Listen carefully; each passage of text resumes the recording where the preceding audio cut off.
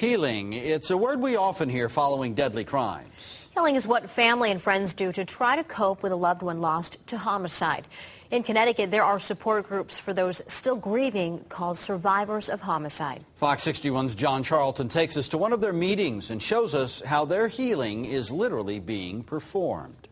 It's the third Wednesday of the month, and the family is together again. Family not by blood, but by the blood spilt by their actual sons and daughters. 6 months since my daughter's been murdered. Brothers and sisters. I stopped at the cemetery to say a prayer for my brother. They are survivors of homicide. That my son's murderer was never charged with murder. And they let us in on their otherwise private stories of heartache. It's my baby.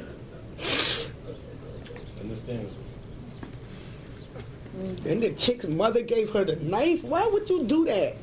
Terrence was shot twice with 2 different guns in the back. He really didn't stand a chance. The murderer, we know him very well. He made me watch him kill my son.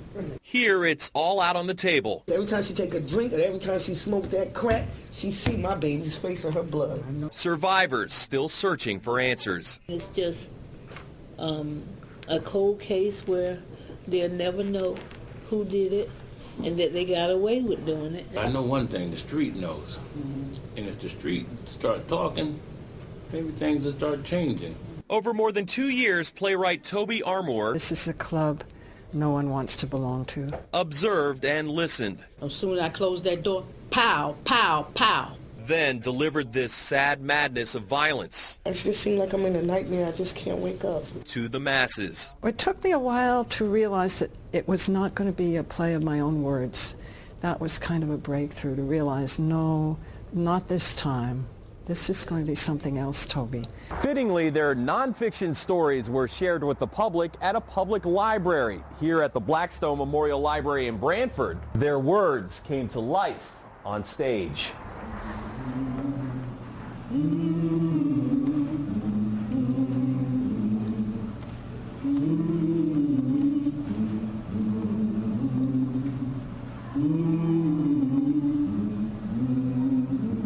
You were there? I didn't see nothing. They shot him 8 times. Poured gasoline on the stairs.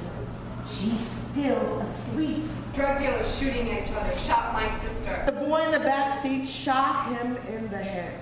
Hear Us is community theater about real community tragedies. What's so unique about it is that it's all verbatim from these people's mouths. I mean, these are words that they said themselves. The words sound familiar. I ride through the neighborhood where my son was shot. Every damn night, same 5 heads in their little white T-shirts, sitting on the porch. Everyone's watching. Streets watching. But they don't see nothing. Even though the words are theirs, they're still hurtful to hear for survivors like Bob and Betty Barrett. It just tears your gut out. You realize how deeply it wounds all of us and how long-lasting it is. For Linda Lawrence, who's lost 2 sons to separate shootings, the performance was her first. Opened up a lot of emotions. Also opened the door to some healing, Lawrence admits. She believes Hear Us deserves an audience from the streets.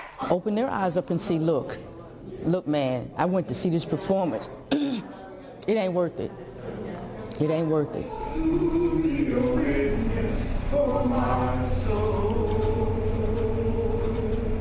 John Charlton, Fox 61 News. All performances for Hear Us are open to the public with no real admission fee, but a $10 donation is encouraged to help benefit survivors of homicide. Meanwhile, a couple of weeks ago, the staged reading was actually performed off Broadway in New York City.